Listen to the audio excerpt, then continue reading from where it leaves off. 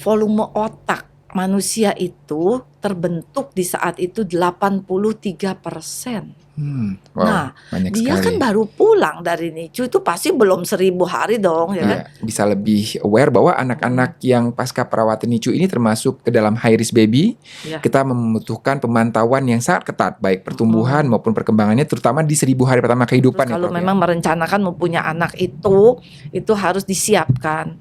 Kemudian juga siap untuk mengasah.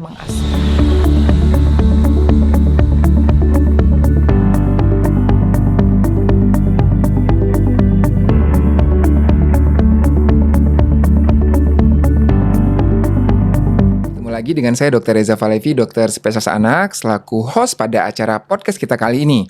Saat ini kita masih dalam rangka podcast 105 ulang tahun RSCM dengan tema besar adalah kolaborasi untuk negeri. Baik, bersama saya kali ini tentunya saya tidak sendiri, telah hadir narasumber kita yang sangat terpercaya di bidangnya.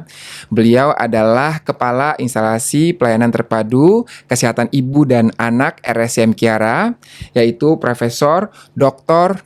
Rinawati Rohsiswatmo, spesialis anak konsultan. Halo Prof. Halo juga. Iya, gimana kabarnya Prof? Baik. Baik ya. Prof ini seorang sosok wanita yang sangat tangguh ya. Jadi tangguh ya. di balik beliau yang tetap modis dan lain ya. Tapi jangan salah, beliau ini merupakan salah satu dokter spesialis anak yang sangat berprestasi. Berbagai penghargaan sudah beliau sabet ya, termasuk inovasi misalnya Prof ya untuk alat bantu pernafasan dan transportasi pada bayi-bayi ya. Jadi sudah banyak sekali dan pengalaman beliau di bidang perinatologi atau bayi-bayi kecil ini sudah sangat banyak. Profnya sudah berpuluh tahun berkecimpung di bidang ini Prof ya. 26 tahun. Baik. Kamu masih SD. Saya masih SD, Prof sudah berkecimpung di bidang neonatologi. Baik, pada kesempatan kali kita akan membahas mengenai sebuah topik yang mungkin bagi sobat sehat semuanya sering diabaikan, yaitu bagaimana pemantauan bayi yang setelah pulang dari perawatan di NICU, Prof ya, gitu. Jadi sebelumnya saya sempat berbincang juga dengan Prof Lina bahwa banyak orang tua kadang-kadang setelah bayinya pulang dari NICU udah bablas, Prof ya, gitu, tidak datang kontrol lagi, padahal banyak hal-hal yang perlu diperhatikan untuk pemantauan, untuk nutrisi ya, untuk bagaimana screening yang harus dilakukan. Nah, di sinilah hari ini saya akan menguliti habis-habisan Prof Rinawati untuk mengorek ilmunya sehingga nanti bisa kita serap bersama. Tentunya tujuannya untuk memperbaiki kualitas SDM negeri di Indonesia di kemudian hari, Prof ya. Prof siap, Prof? Oke. Baik, Prof, kita mulai dengan pertanyaan ringan dulu, Prof ya. Nah, kalau misalnya bayi pulang dari NICU, apa sih Prof yang perlu diperhatikan oleh para orang tua, Prof? Baik, sebelum ke situ boleh saya flashback dulu ya. Kenapa bayi harus di NICU? Ya kan? Kenapa bayi itu harus di NICU? Ya, jadi memang nomor satu tentunya bayinya prematur gitu ya. Prematur, jadi dia tentunya belum bisa mandiri. Nah, tapi jangan salah, ada juga bayi-bayi yang sebenarnya tidak prematur, cuman butuh intensif ya, perlu pengawasan yang intensif. Ya misalkan ada kelainan bawaan, ada juga gula darahnya terlalu rendah, ada juga gangguan jantung, macam-macam lah seperti itu. Infeksi ya. Juga Prof ya. Nah, itulah. Jadi kita kategorikan itu sebagai bayi-bayi yang berisiko tinggi gitu. High risk baby. High risk gitu ya. Nah, sehingga dengan dia high risk itu apa Prof yang perlu kita pantau? Jadi kalau high risk itu betul dia kan masuk di NICU ya, ibu-ibu dan sobat sehat semua pasti tahu NICU tuh ya apa. Nah, kalau sudah pulang, kita izinkan pulang bukan berarti masalahnya selesai. Iya. Itu karena apa? Karena si bayi ini, tentunya kan kalau NICU itu neonatal ya bayi. Bayi ini kan akan bertumbuh. Kita kan nggak tumbuh lagi gitu kan ya. Berkembang pun enggak, udah stop gitu ya.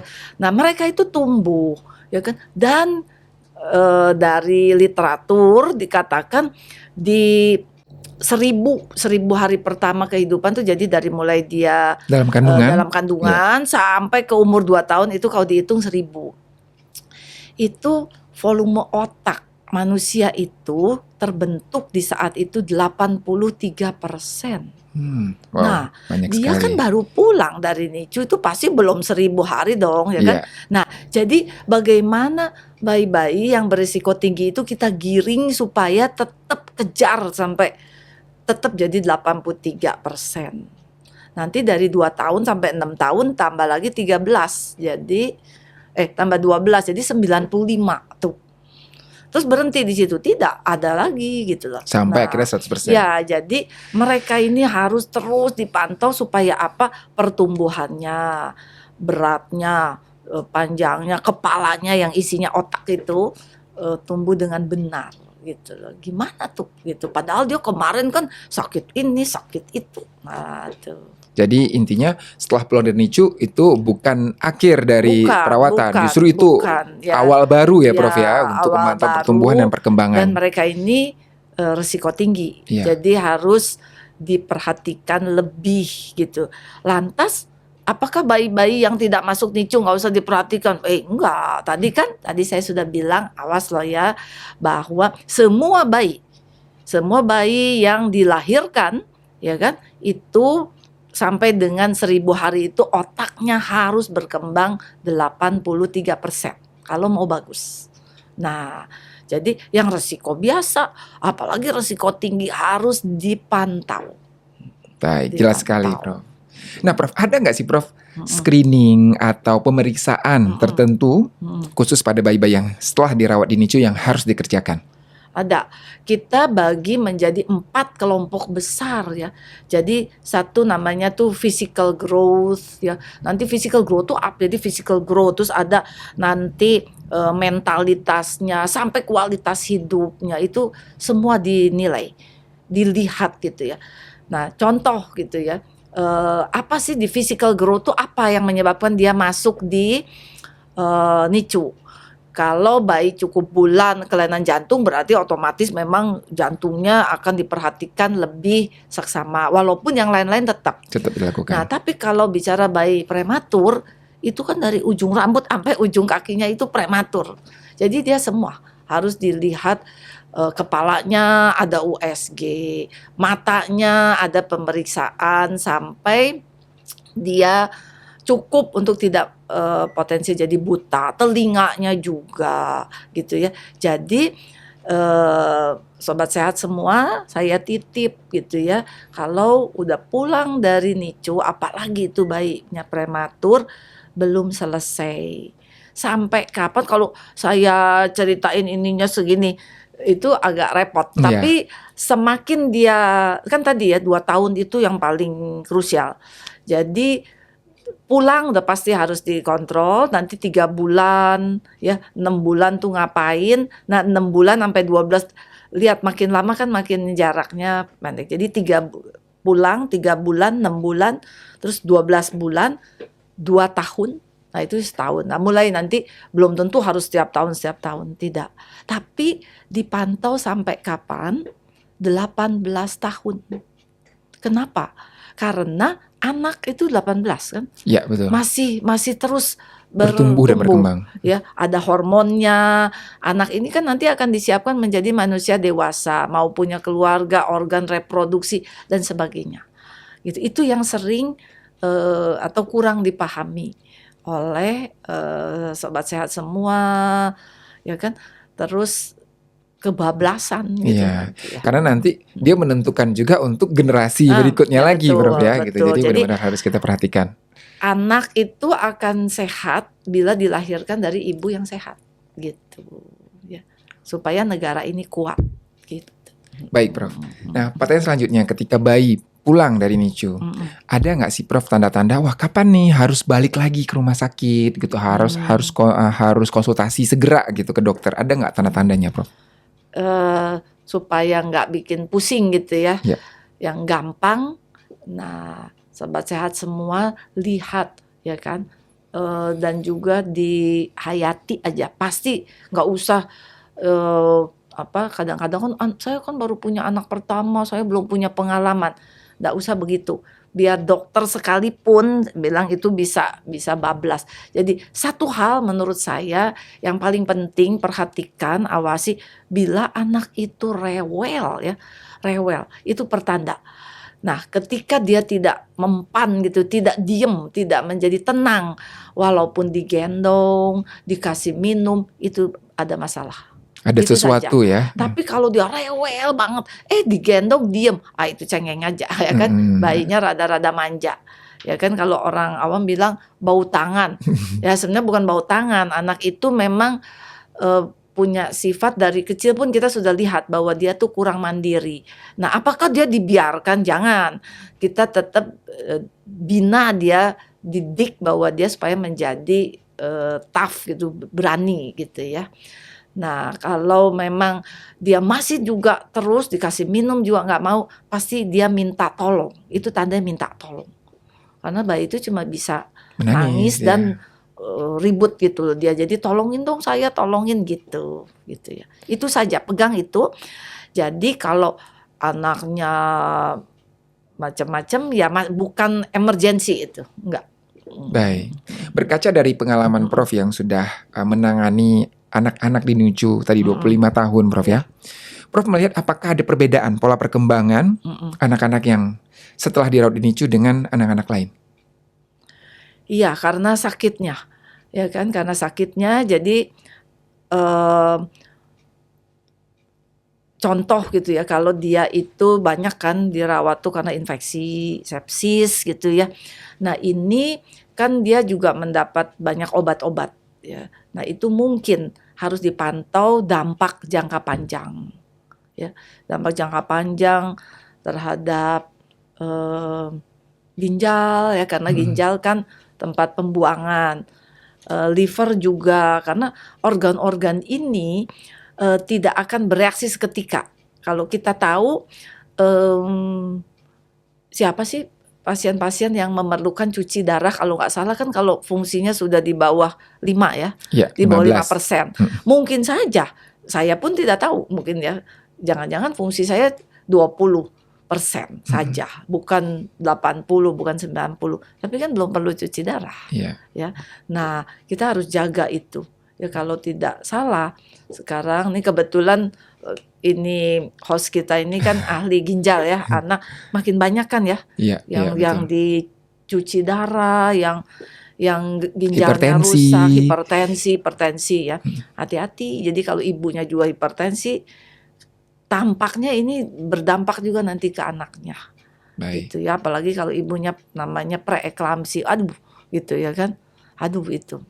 Diabetes juga begitu gitu ya. Jadi masalah metabolisme hati-hati ya. Jadi perhatikan baik-baik. Jadi sebaiknya sobat sehat semua, kalau ini kita bicara yang high risk ya, nanti mungkin kapan-kapan bicara yang risiko biasa pun harus gitu ya. Maka dari itu kayaknya di RSCM kita buat ya, kita buat untuk medical check up ya. Siapa bilang medical check up hanya untuk orang yang udah menjelang tua seperti saya gitu kan ya, yang sakit enggak lah gitu ya kan, justru yang sehat supaya tidak sakit. Nah, anak-anak jangan tunggu di sekolah lo kok lemot gitu ya kan, terus lo kok nggak mau main sama teman-temannya, kok jadi biasanya ibu-ibu tuh sadar nih, anak saya kok pertumbuhan badannya kecil atau terlalu besar ketika dia lihat teman-teman sebayanya, lo kok anak saya paling kecil, wah itu udah telat kayak gitu. Makanya itu kita tawarkan ya minimal 9 bulan sampai 15 bulan itu minimal harus ketemu lah para ahli gitu ya. Apalagi itu kalau yang resiko biasa ya. Dengan tim, itu namanya tim ya kan. Tapi kalau kan saya udah ke dokter anak, itu yang sehari-hari. Tetapi kalau yang perlu dicek, yang maksud saya medical check up lebih itu komprehensif ya. Lebih komprehensif, tim itu minimal kalau yang risiko biasa 9 sampai 15 bulan tuh sekali ya. Nah, tapi kalau yang risiko tinggi tadi yang pasca NICU enggak bisa. Dia pulang itu 1 kali, kemudian tadi 3 bulan, 6 bulan, 12 bulan, 24 bulan. Di situ kita lihat, dokter tuh harus menjaminkan bahwa anak ini paling tidak otaknya bertumbuh dengan baik, tulangnya bagus, parunya benar, jantungnya bagus, dia siap menjadi nanti menuju usia sekolah dan sebagainya. Ya. Baik Prof, jelas sekali. Jadi ini sekali lagi saya tekankan ya untuk Sobat Sehat Kencana, ini bisa sekali untuk melakukan medical check up ya. Untuk anaknya, selain dari memang kontrol rutin ke dokter anak sesuai dengan tadi anjuran dari IDAI dan juga dari Prof Lina, tapi perlu dilakukan pemeriksaan yang lebih komprehensif gitu untuk melihat apakah deteksi dini, apakah ada terjadi resiko-resiko yang tentunya bisa kita cegah, atau kalau kita deteksi lebih dini tentunya lebih kita kawal dengan ketat ya untuk mencegah jangan sampai terjadi penyakit gitu. Nah, jadi balik lagi nih ya, kalau yang pasca NICU itu minimal dia tuh kan lama gitu ya dirawat. Nah itu paling nggak orang rehab medik gitu ya, rehab medik anak tentunya itu harus terlibat. Kemudian saraf anak itu harus terlibat, ya kan. Kemudian ada sakit yang apa lagi gitu ya kan. Yang lain-lainnya itu harus dilibatkan. Gizi udah pasti, ya kan? Gizi dokter anak pasti, semua dokter anak bisa, ya kan? Itu dilihat. Jadi saya menekankan banyak sekali yang kurang ngeh gitu ya, bahwa grafik itu harus diisi. Grafik pertumbuhan harus diisi. Sobat sehat semua, tolong lihat-lihat ya. Siapapun yang punya anak terutama, ya kan, itu harus diukur panjangnya, ya kan, ditimbang beratnya. Nah perjanjian kita kalau sampai umur 2 tahun itu tidak boleh pakai baju, ya kan, harus telanjang. Telanjang itu tolong diterjemahkan, bukan semua anak langsung ditelanjangin terus itu ngambek dianya. Jadi saya bilang ibu bawa baju tuh 2. Ya, silakan ditimbang pakai baju, pakai sepatu, terserah deh. Habis gitu nanti ada satu pojok untuk ganti gitu ya bajunya. Nah, baju yang tadi dipakai itu ditimbang ulang untuk dikurangi ya. Gitu. Jangan dikira-kira, ini baju kayaknya 100 gram.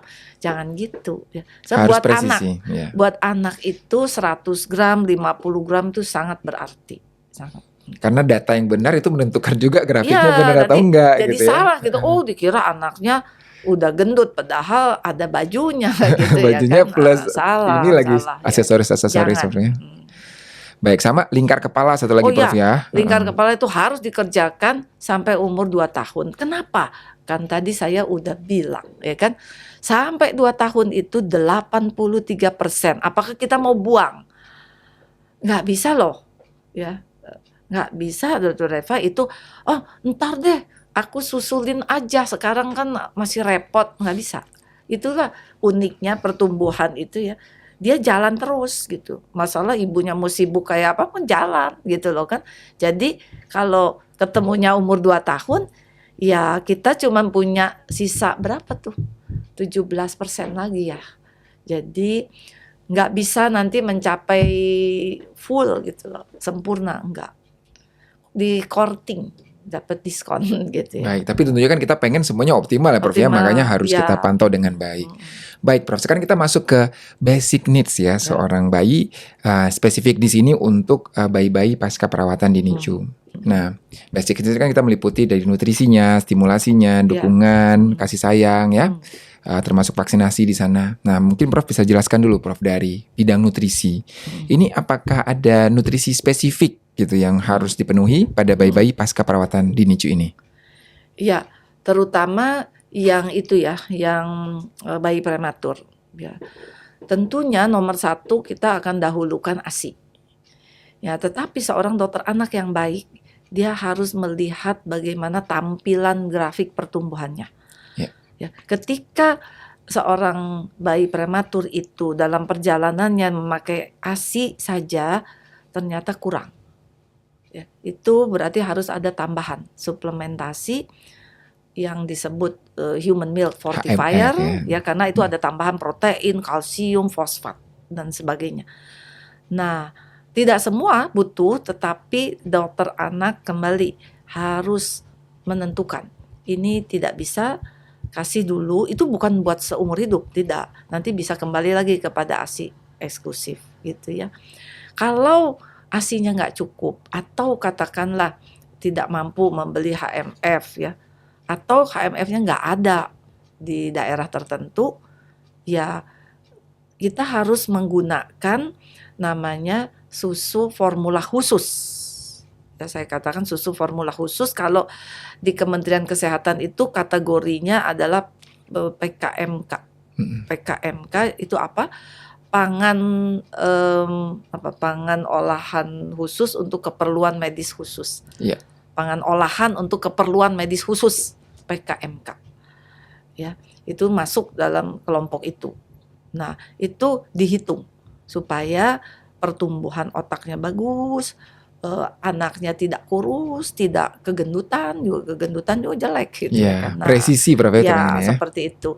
Tentunya ada juga bayi-bayi yang punya kelainan metabolisme tertentu, dia nggak bisa nggak tahan dengan komponen nutrisi khusus. Nah, itu nanti kita akan ajak dokter-dokter anak yang ahli gizi untuk menangani. Jadi dibuat sedemikian rupa karena ini basic ya. Jadi kita jangan bicara anak itu mau pinter, mau perkembangan bagus ketika pertumbuhan yang notabene berat, panjang, lingkar kepalanya ngawur. Ya. Itu tidak mungkin itu, ya kan? Karena tadi, ya kan, bagaimana bisa, ya kan? Modalnya yang nggak cukup. Gitu ya kan. Nah, ketika modal itu cukup ditambah lagi dengan stimulasi, ya kan, stimulasi itu tentunya ayah bundanya ngasih, ya diajak bermain, dicerita dan sebagainya, ya bukan dikasih gadget suruh nonton sendiri, itu nggak gitu. Nah, itu tentunya akan menjadi perfect. Ya, sebab otak yang sudah terbentuk 83% ketika tidak distimulasi jadi kayak pisau tidak diasah. Ya, kayak berlian tidak akan berkilau ketika tidak diasah gitu. Jadi diam aja gitu ya. Nah itu gitu ya. Jadi di sini gitu ya. Itu nutrisinya gitu. Tentunya ada yang lain lagi. Kalau vaksinasi gimana Prof? Bayi-bayi itu karena ada yang khawatir orang tua boleh nggak gitu. Vaksinasi memang semua anak itu diminta 2 kilo. Jadi kalau bayi saya prematur tapi udah 2 kilo 100 ya suntik lah. Sehat loh ya, sehat gitu. Sehat, tidak infeksi, tidak sesek napas, pokoknya sudah bagus gitu ya. Di atas 2 kilo boleh. Ikuti jadwal yang sudah dibuat oleh pemerintah atau oleh Ikatan Dokter Anak Indonesia. Ada satu pertanyaan yang selalu menggelitik saya gitu. Iya, gimana Prof? Dokter, itu yang dibikin oleh IDAI itu lengkap gitu ya. Berarti itu kan nggak perlu ya katanya. Sebab yang dari pemerintah yang ini saya bilang Bu kurang tepat. Semua imunisasi kalau udah di approve ya untuk dipasarkan itu penting. Cuma pemerintah itu kan duitnya terbatas. Tentunya dia pilih yang cacatnya paling besar, yang kematiannya paling tinggi. Untuk gitu diprioritaskan. Untuk diprioritaskan. Sebab anak-anak Indonesia itu mungkin bisa 76 juta. Bukan kayak penduduk Singapura 3 juta. Anaknya berapa gitu ya kan. Ini sekali dikeluarkan 76 juta. Waduh, triliun itu. Ya kan, jadi dia mikir punya duit enggak gitu. Ya jadi sobat sehat semua nggak boleh memperkirakan ini nggak perlu ya kan, ini nggak apa ya kata istilahnya tuh ya yang nggak penting gitu lah, sambil kan gitu ya kan. Jadi selama kita memiliki dana, kalau bisa kita lengkapi selengkap-lengkapnya Prof ya gitu, karena upaya preventif ya. Ketika kan untuk masuk ada banyak mungkin ya yang sedang diupayakan vaksin itu. Tentunya butuh waktu itu, aman dan sebagainya ya. Jadi bayi prematur pun ketika sudah lebih dari 2 kilo itu harus divaksin. Ikuti jadwalnya seperti jadwal, terserah kalau memang mau ikut jadwalnya pemerintah karena biayanya kurang, ya monggo silahkan. Tapi kalau punya dana lebih, bisa ikut yang punya IDAI. Contohnya, sekarang nih saya dengar di sekolah lagi booming, bukan cacar, gondongan. Oh ya iya, saya bilang gimana dokter anak saya, ibu tenang aja. Kenapa? Kan ibu dikasih MMR. Kalau yang mohon maaf, kalau yang di pemerintah nggak ada M-nya, buntung jadi MR doang ya, jadi mamsnya nggak dapat. Ya udah, saya bilang apa boleh buat gitu loh ya kan. Nah. Baik, Prof, ini sebagai pertanyaan terakhir saya pertanyaan penutup, Prof ya. Bagaimana sih Prof peran keluarga pada bayi ya yang setelah perawatan di NICU? Iya, harusnya sih gitu ya. Ini Indonesia nih untung nih, kita masih guyup katanya ya kan, guyup tuh ada nenek, kakek, oma, opung segala macam ya, itu ada ya kan, apalagi nih support cucu system, pertama support system, belum tante, uak segala macam ngumpul gitu ya, itu bagus juga sebenarnya, banyak yang stimulasi gitu ya. Tapi minimal keluarga inti itu harus mendukung gitu ya, si ibu ini kewalahan gitu. Kalau ibu itu letih ya, kemudian tidurnya kurang, apalagi makannya jadi nggak bagus ya kan, itu pengaruh nanti kan ke air susunya, ASInya jadi berhenti dah dia gitu loh ya kan. Nah tadi kan stimulasi si anak itu penting, karena tadi kan kita sudah kasih nutrisi yang bagus ya kan, terus nggak diasah ya gitu loh. Dulu waktu saya pendidikan, tapi sekarang pun masih didengungkan ada ASIH, asah, asuh ya. Jadi ASIH itu kita memberi kasih sayang, ngasih ya segala macam lah gitu ya kan. Emosional. Mesti diasah nih ya kan. Diasah tuh apa?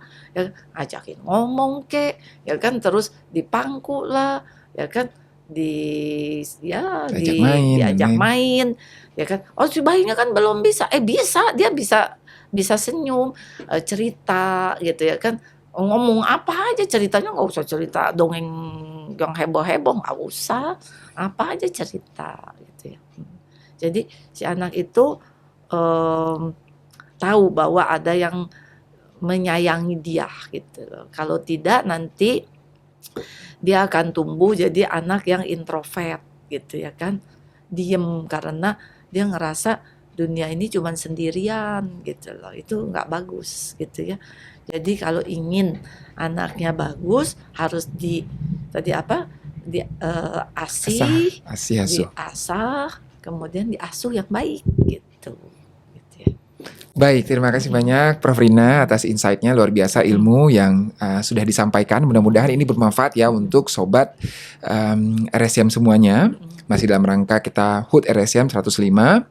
Mudah-mudahan berikutnya Prof kita punya waktu dan kesempatan lain Prof ya untuk mengeksplorasi lebih banyak mengenai kesehatan anak, mungkin bekerja sama dengan Kiara juga ya, dan juga mudah-mudahan kita bisa lebih aware bahwa anak-anak yang pasca perawatan NICU ini termasuk ke dalam high risk baby.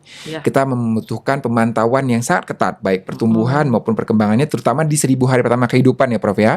Yang dan tadi 1000 tuh yang paling penting, tapi intensnya. Habis gitu tetap juga gitu ya, masih perlu dilanjutkan gitu.